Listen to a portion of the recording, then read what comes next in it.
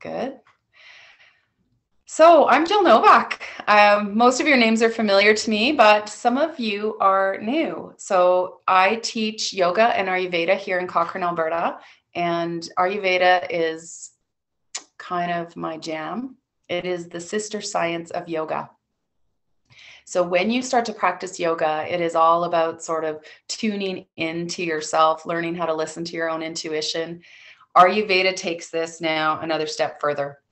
And it asks us to tune in to our physical routines that have to do with what we need to digest.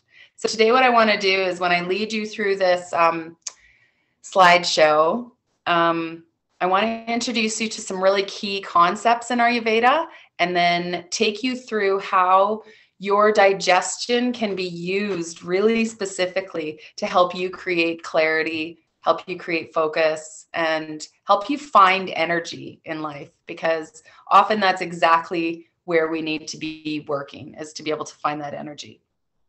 So I'm going to keep an eye on see if I see people coming in. I wonder if I'll be able to do that. I don't know. All right, I'm going to share my screen. And we can get started. There. So Ayurveda in and of itself is about hacking into your own habits, hacking into your own ability to find this clarity, energy, and focus. And what Ayurveda says to us is that our digestion is key to all of it. I'm going to try and go slow enough today that I can get all your questions answered, but also see if I can stay tuned in. Okay, so the first two concepts I want to introduce you to are Agni and Alma. So this first word, Agni, sometimes you'll see it as like the name of an Indian restaurant. Think of that, Agni, an Indian restaurant. There's one in Jasper. And it is because the word Agni means digestive fire. It is the fire in your belly that consumes everything that you take in, separating what is nourishment and good for you from what is waste. This fire is meant to burn clean. It's meant to burn hot. We want it to be able to pull out the nutrients and leave nothing behind. Think about your campfire in the summer times when something gets tossed on that campfire that the fire just can't burn and it turns into some non-describable blob in the bottom of your fire. Perhaps it's made of metal or plastic or something that the fire isn't able to burn through. It gets left in the campfire. And what we're trying to do in our bodies is not consume anything that turns into that kind of gunk in our bodies. So when we have this really beautiful, strong Agni in our body, we feel awake, we feel vibrant, and we have a lot of inspiration because we've got so much of that clean burning fire in our bodies. This fire is highest at noon during the day. So we want to sort of start to consider the ebb and flow of the fire. Like even I always go back to thinking about the old hearth in a pioneers, settlers fire in their home and how it'd be stoked for the day and keeping the house warm. And at night, you might let that fire die out. So in the morning, you can go in, you can sweep out all the coals, get rid of all the ash and lay a new fire to start for the day. So there's this cycle, this rhythm that the fire takes on in a home. And it's sort of what we're going to want to do when we start to consider how to get this fire to work in our own bodies. When I have my slideshow on, you guys, I can't see your questions. So I'll finish Agni and I'll check in with you.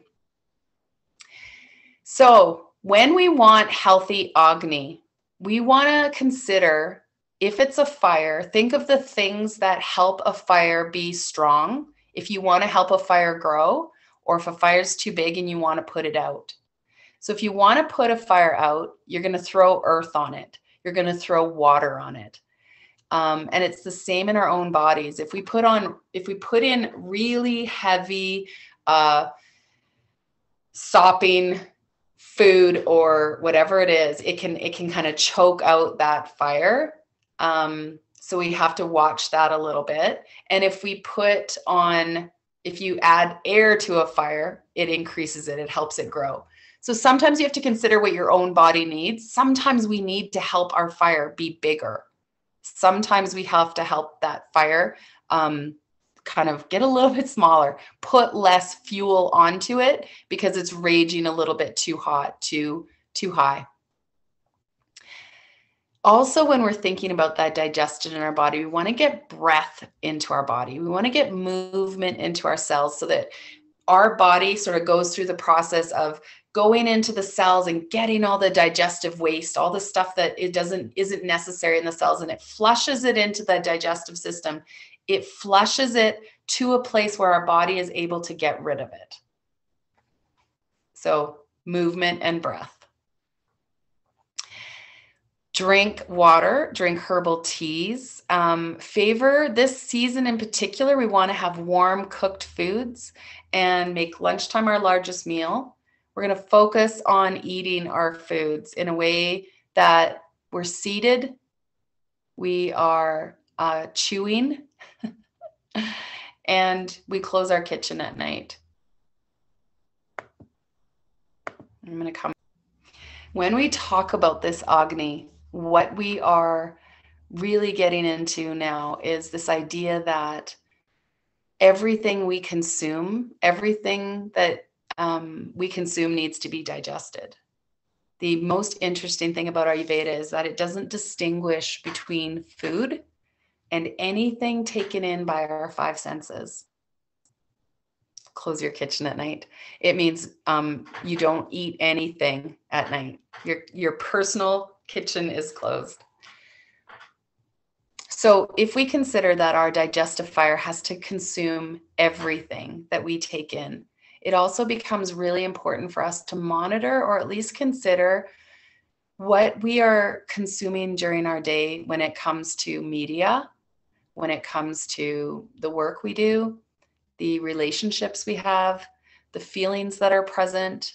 Maybe it's even sights, smells, touches, what we hear. It's anything that our five senses takes in that has to be digested. So I want you to consider for a moment just this idea that when you take in something that your body can't digest, you know how sometimes it might even be like someone said a comment, or maybe it's you said a comment and it's not sitting right with you and it's just heavy in your body and your body doesn't know what to do with that. It's just a feeling and ickiness and your body doesn't know how to process it. And sometimes that's what digestion is about. It's about being able to be really picky. Ayurveda also, yoga and Ayurveda have this word discernment, viveka, it's called. And we want to be picky. We want to be discerning about what we allow into our lives, what we allow ourselves to consume. And so this is where Ayurveda gets really concerned beyond what we eat. It cares about when we eat. It cares about how we eat. It cares about when we consume things and how we consume those things. The more we can allow ourselves to be in a rest and digest state, the more that digestion is going to be able to function.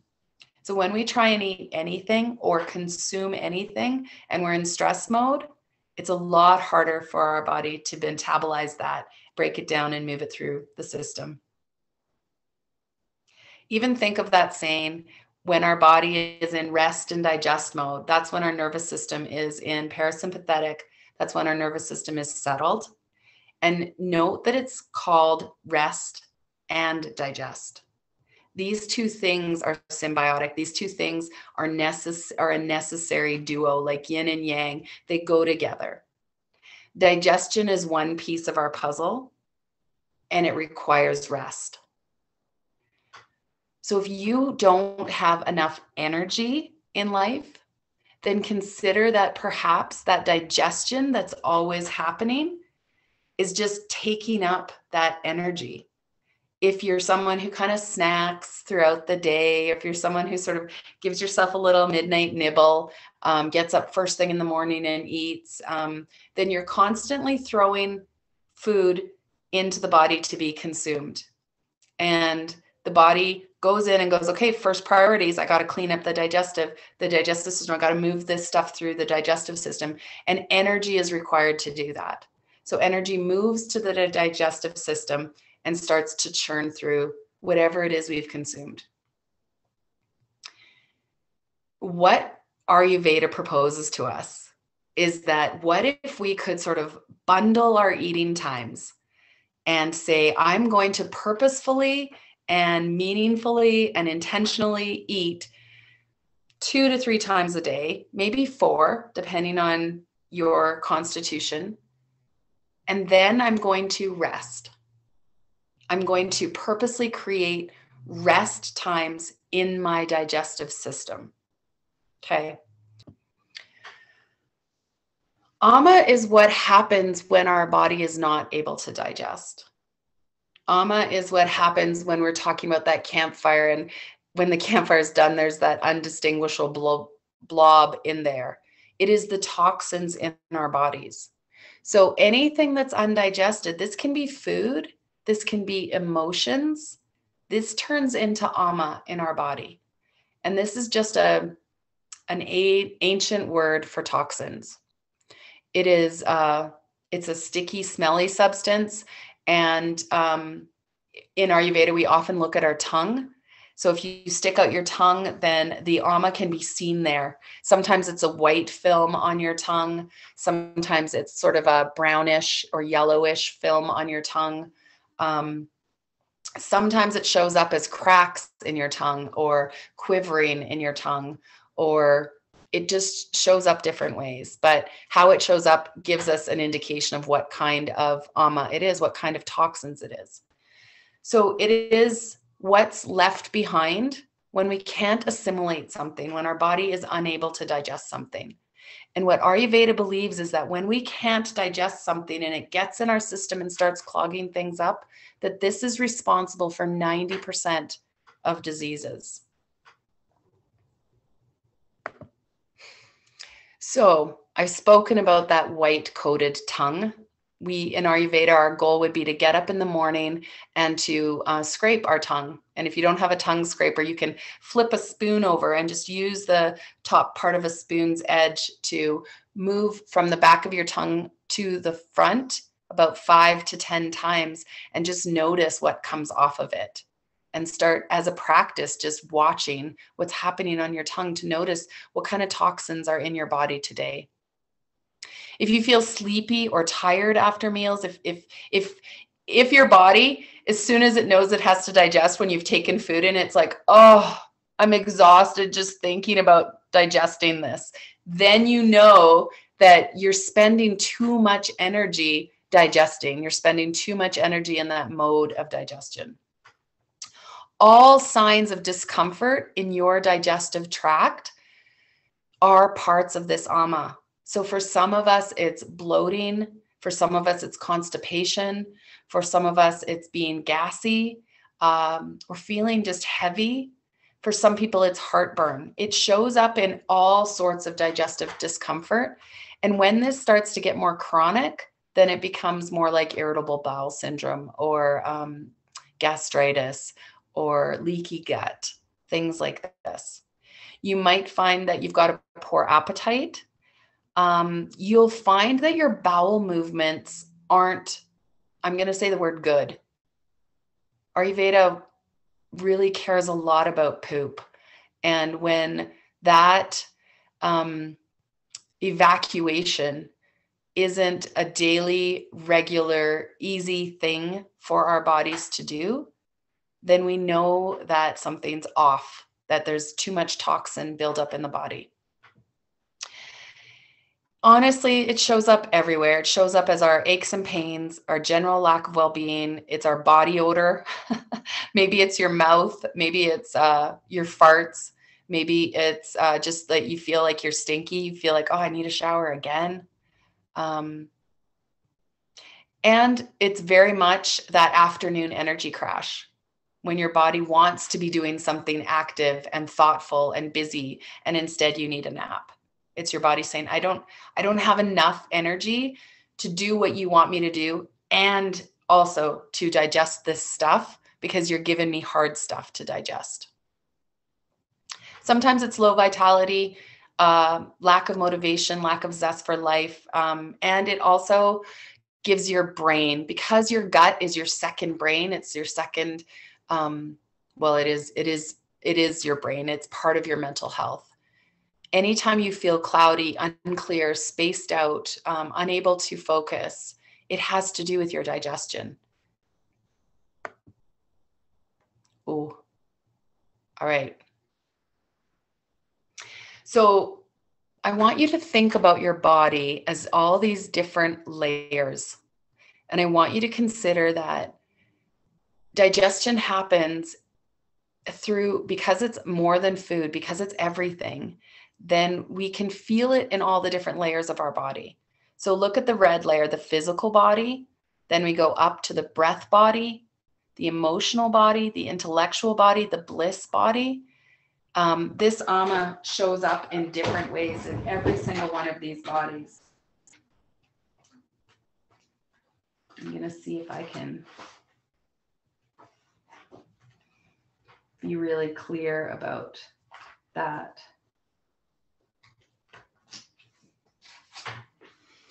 So when it shows up in your physical body, it will be in just those aches and pains. When it shows up in your breath body, it's going to show up as tightness, as grippiness, as shortness of breath. Sometimes it feels like it's an inability to take a deep breath. Other times it feels like it's an inability to exhale. In the emotional body, it shows up as fear, guilt, anger, sadness, all depression, anxiety, all those things that make us feel ungrounded. In the mental body right now, we're watching this in our world a lot. It shows up in really polarized thinking. When we have a lot of garbage in our systems, when we have a lot of gunk that's blocking our lenses of how we perceive the world, then it shows up as black and white thinking, as catastrophizing, everything's going to go wrong, as really closed-mindedness, not being able to be flexible enough to see other points of view, getting really stuck on your own point of view. So when you start to feel like that, when you start to feel like, oh yeah, there's some emotions happening in me that I can't get rid of, when my breath feels sticky, when my physical body has aches and pains, this is the way we know that our digestion isn't quite working as well as we want it to be.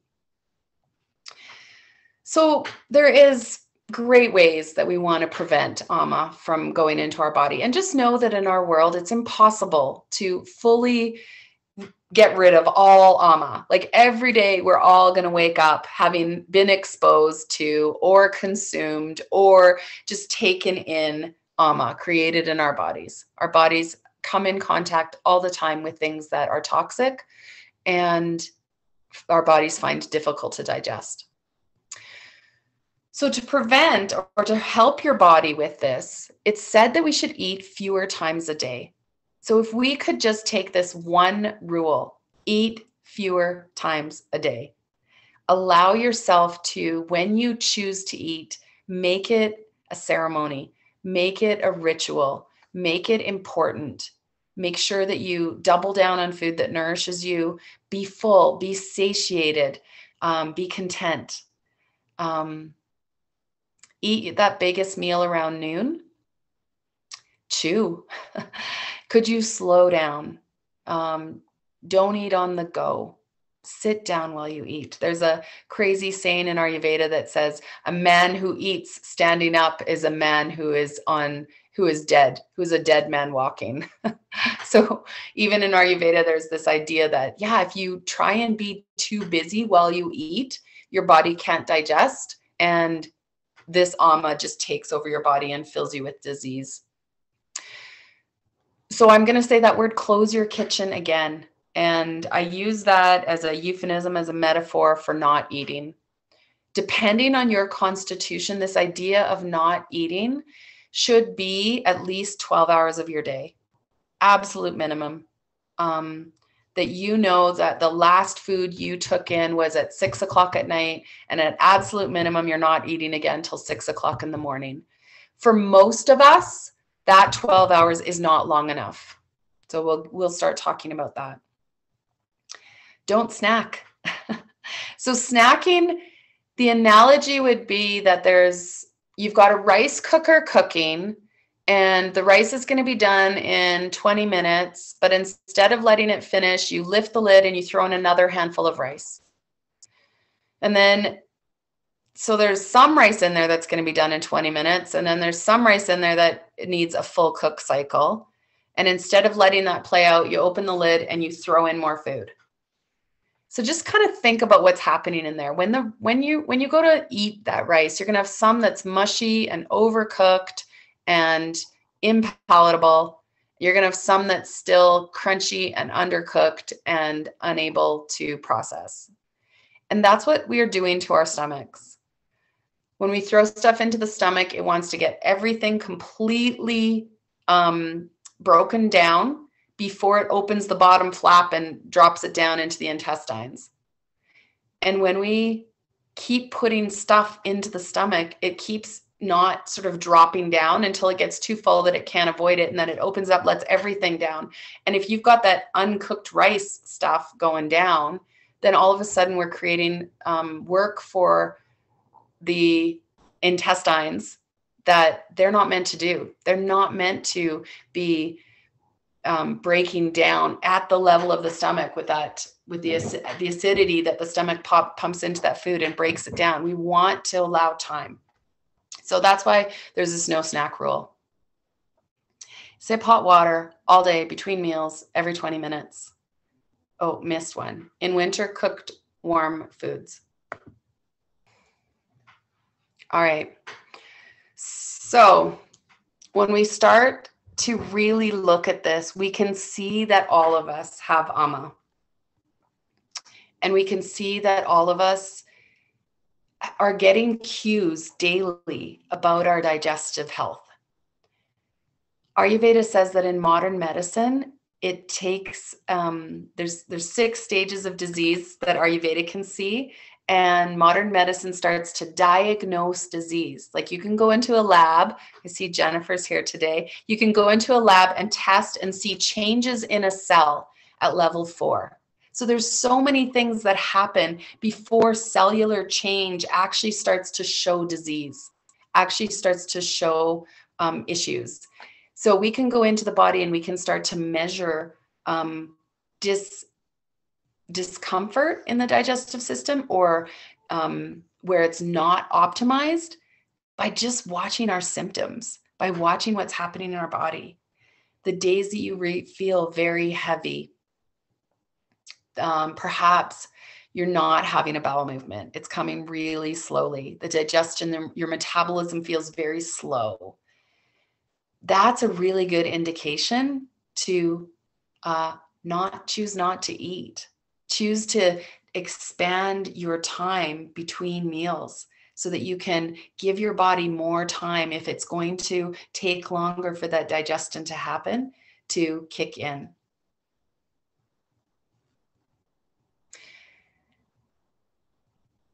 If we can allow ourselves to really tune into hunger, our body will give us that cue right away. Now, we don't really live in a world that likes feeling hunger that much. We live in a world that hunger feels a bit uncomfortable. Emptiness feels a bit uncomfortable. And often it's related to emotions. We talk a lot about in our Western world emotional eating, boredom eating, anxiety eating because there's an emotion present, not a physical need to eat. And one of the key things that Ayurveda would say is that this is where yoga starts to help us with our digestion. Because yoga starts to help us be able to feel and be with that emotion so that we don't need to sort of smother it down with food. I think that's probably the hardest part of really being in tune with your digestion and really getting your digestion going properly in your body, is that we have this emotional relationship to eating, to consuming. So it's not even just eating. Sometimes it's that emotional relationship with what we're consuming on our phones. An emotional relationship to what we're consuming in terms of gossip and like the tea, the juicy stuff on what's going on in our communities or around the world or with people that we know. Maybe it's our habits around TV watching or being in toxic relationships where we just allow ourselves to be in places where what we're taking in is helping to stuff down some emotions, helping to stuff down some feelings.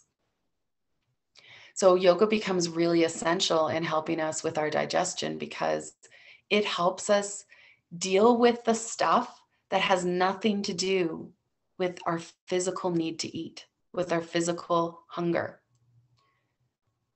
Because when we want to have this optimal digestion, we'll actually be tapped into our hunger in a really, really healthy way.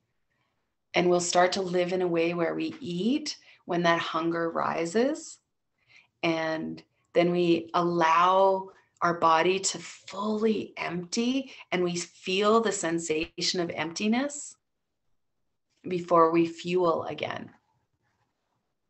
And when we do that, then we start to optimize the fire, right? We get that fire roaring and good. And while it is there, we put fuel on it and get the fire roaring once a day, twice a day, maybe 3 times a day. But then we let it die down so that we can go into the hearth. And while we sleep, our body can sweep out all of the residue, all that's left over, so that the next day a new fire can be laid.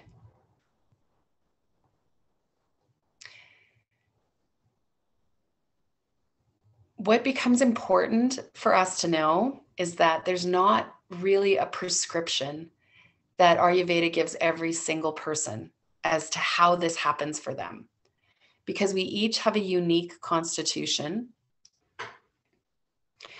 So the words that Ayurveda would use would be Vata, Pitta, and Kapha. If we look to our science, our biology class that we took in high school, they would say ectomorph, mesomorph, and endomorph. And you can see by my stick figures sort of what these constitutions are. The Vata is a person who is more light. They say that this person often has exposed joints. They could be more tall or more short than normal. They are often quite slender. They're not the person at all that would have a big chest or a big bum. Those sort of, they're sort of less well endowed in those areas, I guess. Their muscle coating is not big and thick. The word unctuous comes up a little bit later when we talk about kaphas. And this Vata person is not unctuous. They possibly are someone who has mobile joints, like maybe they can hyperextend their elbows or their knees. There's something that gives them a lot of mobility. This Vata person might actually be really good at yoga because they've got flexibility, perhaps. The Pitta person is your kind of middle of the road constitution. They've got a pretty good muscular covering on their body. Their bones are very average in size. They're pretty average sized person all around. And That's the Pitta person. Once we get to a Kapha person, this person's more steady. They're definitely not going to be anyone who gets injured easily the way a Vata person might. They're just more stable in their joints. They're more unctuous. There's more covering support around all of their joints, and their body is generous. There's lots of room in their body in all the different tissues, and their body holds more weight and size with more ease. So in order to sort of understand how your digestive fire works, you have to sort of mentally put yourself in one of these bodies and decide which one you are. Now, this Agni tends to be different in each one. So Sama Agni is when everything's perfect. That's our goal. What happens is that Vishama Agni is when Vata, that's when Vata's happening, when there's irregular or erratic fire happening in the body. Sometimes it's really good, sometimes it's not good. You don't really know. It shows up when it wants. It's not consistent. Tikshna Agni then becomes the fire in Pitta. It's like the campfire that can get really hot and sharp, and then someone, throws a drink on it, and it just, like, you can see how it burns alcohol fast and furious, and there's almost like a fireball that goes up. And that kind of Agni can be really aggravating in a person as well. The very last one goes with Kapha, Manda Agni, and it's this idea that it's like you're putting fresh wood on a fire, and it gets smoky and it's damp and it's taken some time to get hot enough, and it's not really warm, and I don't know, it's not ideal. So those are the ways that it feels like your digestion goes off depending on what your body type is. What we're looking to do, you guys, is to detoxify our digestive system, because then our blood becomes detoxified, and then our deeper tissues find that detoxification. And once we're able to do that, we're building stronger quality tissues. And then this Agni, this fire in our belly, can be put to better use than simply digesting all day long. So I want to go through the key things we do for Vata. So if you identify with that type that is thinner frame, either taller or shorter, more can be prone to digestive issues such as constipation. There's a dryness to a Vata. It feels like you've got really dry skin a lot. You can feel like you've got anxiety, spaciness. Those are some digestive ways that Alma shows up for a Vata. What Vatas need to do mostly is remember to eat. So unlike the other two constitutions, this is one where instead of our recommendation being eat less, eat fewer times, the recommendation often for Vatas is like, you have to remember to eat. You have to remember to eat. You have to remember to eat well. And you have to put yourself on a schedule, and you have to take time out of whatever else you're doing that's fun and eat. Because you do have that variable digestion. You do have an irregular fire in your body. And it's almost like you and your body have to conspire to say, okay, I promise that I'm going to eat at noon every day so that you know when to turn the fire on. Because you and your body have to chat about this so that you can actually create a system where your body turns the fire on when you're throwing the food into the body. Vatas want to break their fast in the morning with a really good, deep, heavy, warm, spiced meal, rich in fats if you can. This Vata needs to schedule and eat 3 times a day minimum, potentially 4. The Vata is maybe the one exception to the not midnight snack, but after dinner snack. But usually, especially, I usually need to know more about people's lives before I would say that we're going to allow them to have an after dinner snack. They would say you need to slow down while you eat. And we really want this person to fast for 12 to 14 hours at night.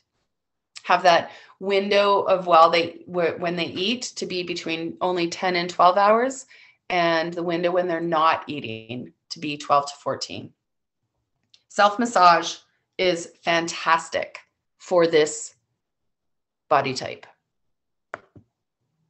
If you are a Pitta, we do want you to eat regular meals. So Pitta is the middle body type, the average body type. This one is governed by their fire being too sharp sometimes, very hot burning, very fast burning. So it's the kind of fire that you put something in and immediately there's this fireball of heat and energy that tries to metabolize it.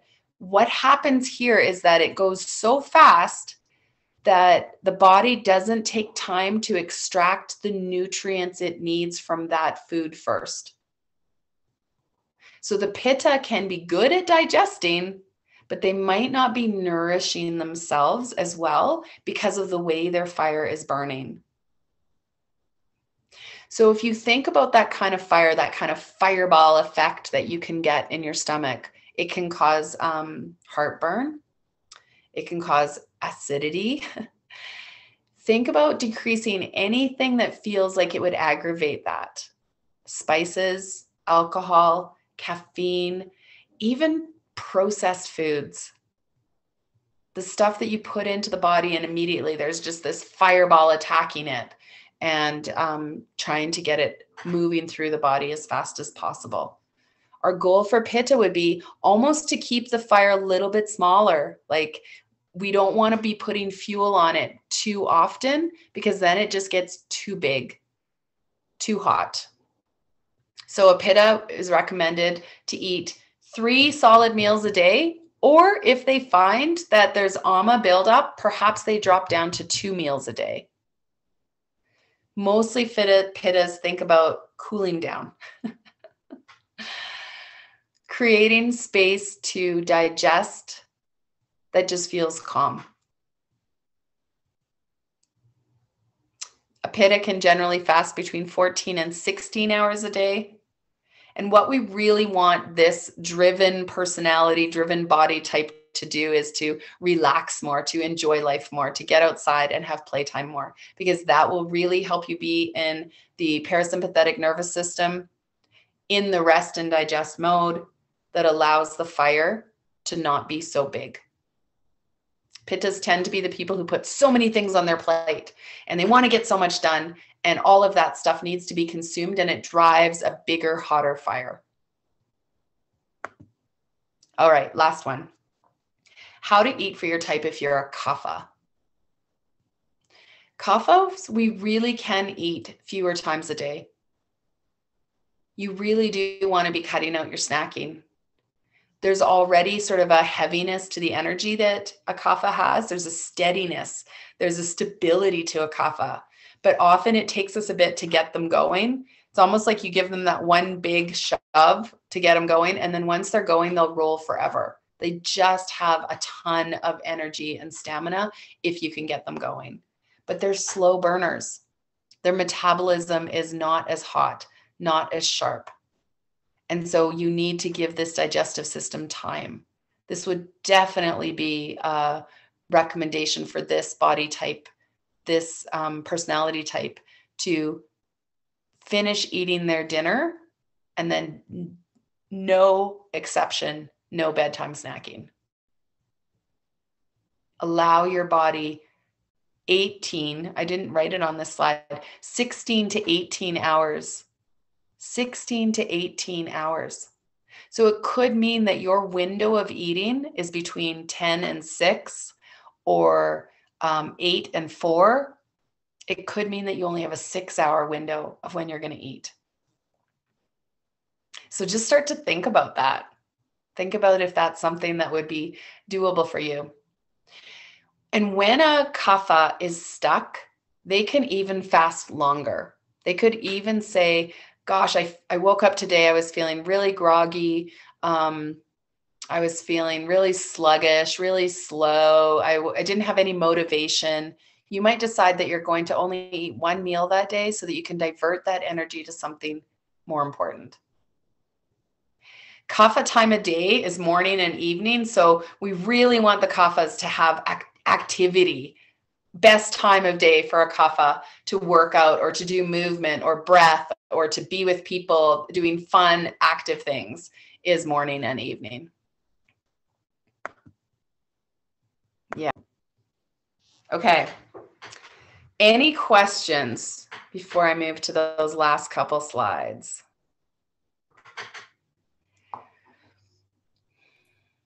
When you speak of having warm water, can that also include tea and stuff? Yeah, any clear liquid.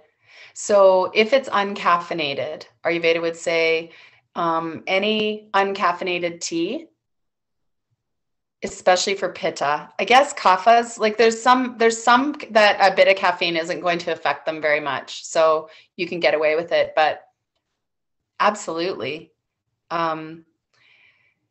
We would start the day with hot water in the morning. And this goes for all three types. You would drink as much hot water as you need in the morning to sort of imagine that you've got a clogged pipe and you are pouring hot water down your drains to try and get the clog to move.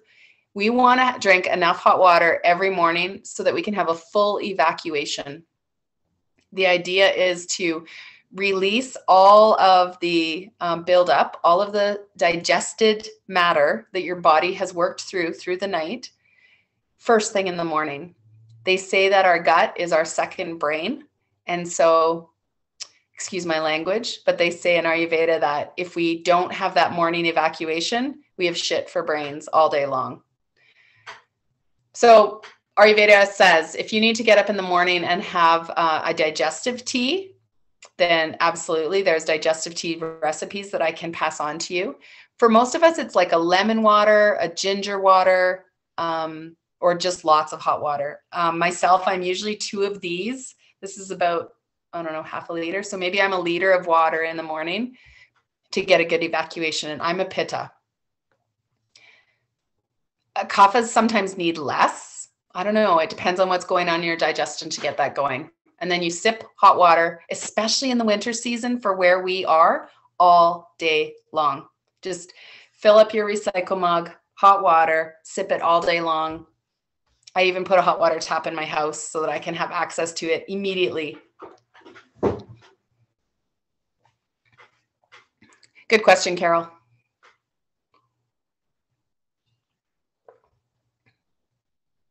Any other questions?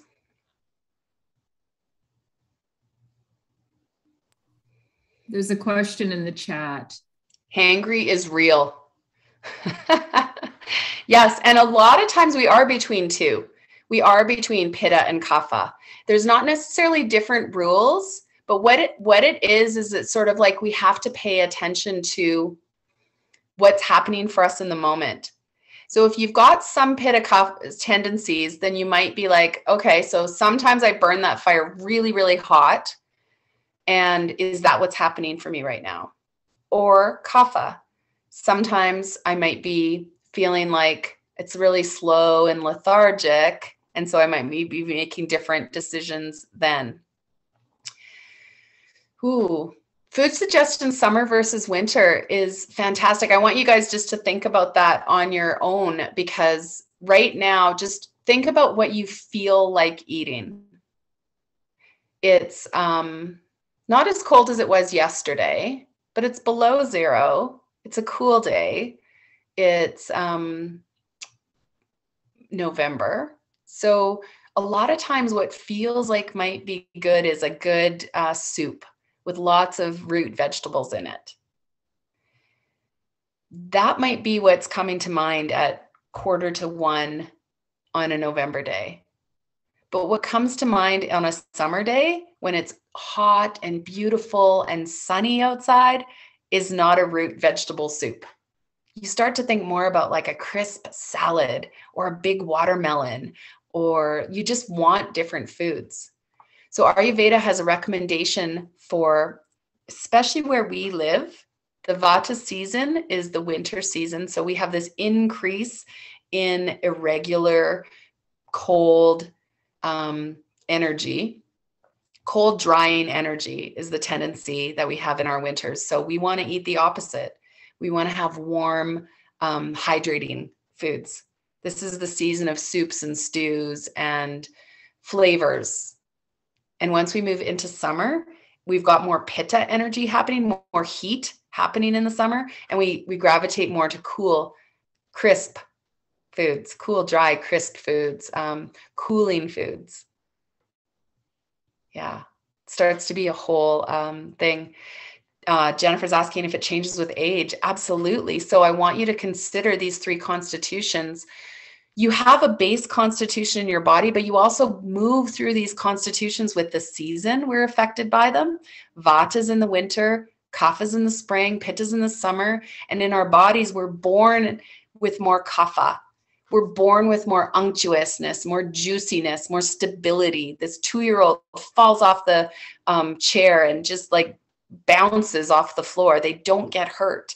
There's more juiciness, right? There's more padding in that little kid, in that growing child. Kapha is a constitution that does growth really easily. They grow really easily. Anabolic. Yeah. We move to a Pitta constitution in our adult years, more Pitta. It's more fire, more drive, more get things done, more put like education in and come out with a degree, put learning in and come out with a career. We're transforming things. We're using the fire of transformation to create a life for ourselves. We have more drive. We have more passion. We have more direction with that drive during those adult years. It's the years where we're creating a lot, right? Think about how fire gets applied to metal, and then that metal can be bent into any shape you want. We have that with us, more Pitta available in our adult years. And then as we move to our senior years, we move to more Vata again. So all of a sudden, we have to consider that again in our constitution, is that if we're in our senior years, we've got more of that coldness, more of that dryness. Think about how your skin dries up and gets more wrinkly. It doesn't have the plump juiciness of youth anymore. How when, as you age, if you saw an older person fall off a chair, they're not going to bounce off the floor. We are going to sort of take a breath in a bit and make sure that they're okay and they haven't broken a hip. It's not quite so giggly as it is when that little 2-year-old just like bounces off the chair and, jumps back up again. So yes, absolutely, it changes with age. It's so fascinating. More questions?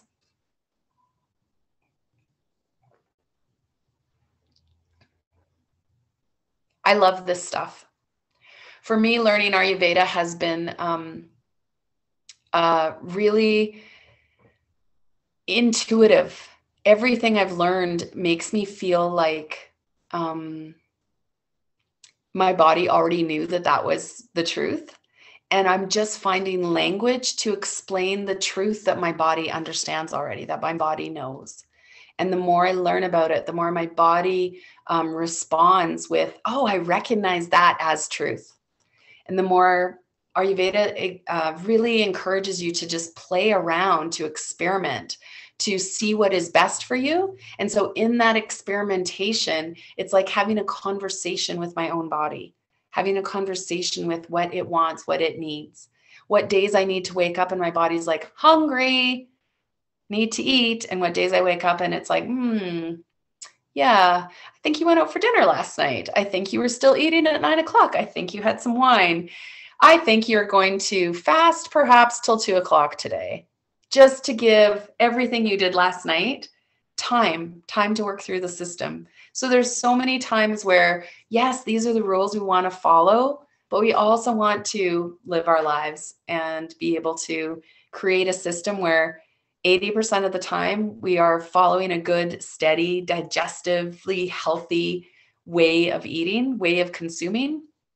And if you make, some mistakes or some choices every week to not follow those rules, you know why you're doing it. You're doing it for a good reason. You're making that choice because, the social event of the year is happening or something amazing is more important than necessarily following the rule for that moment.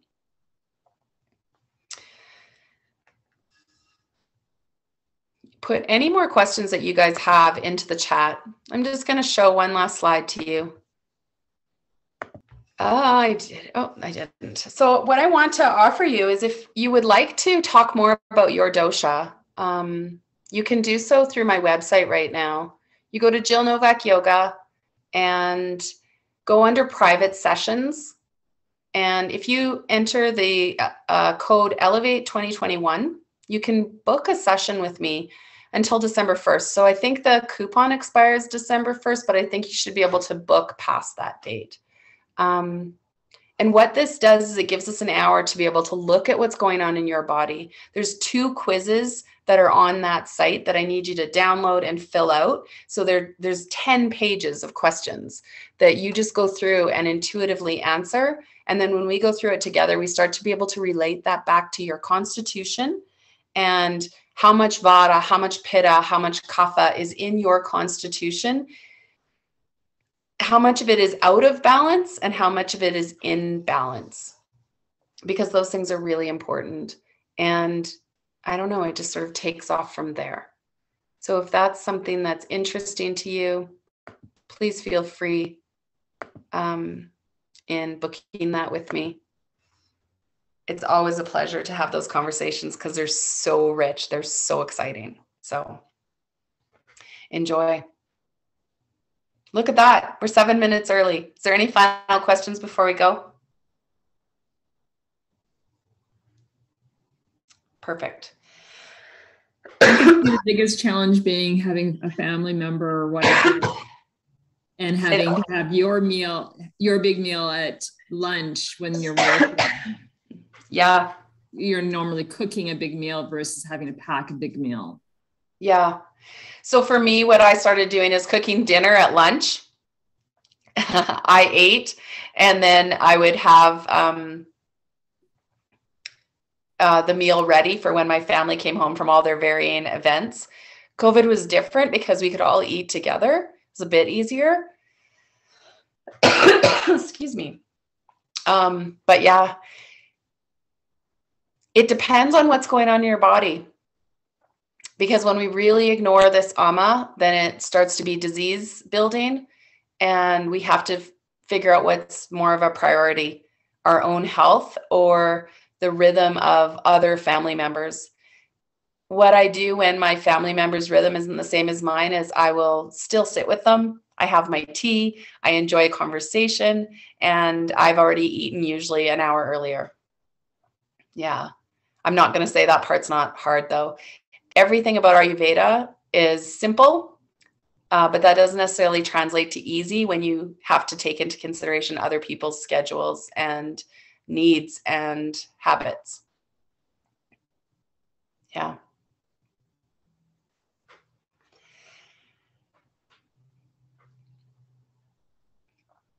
Yeah, I look forward to chatting with any of you. If you have further questions, please send me an email or drop me a note. Have a great Thursday and enjoy your day. I hope this was helpful. And if anyone wants a copy of the slideshow, I'm happy to share it with you so you can get some of those details down. Just drop me a line. Enjoy the rest of your day. Bye.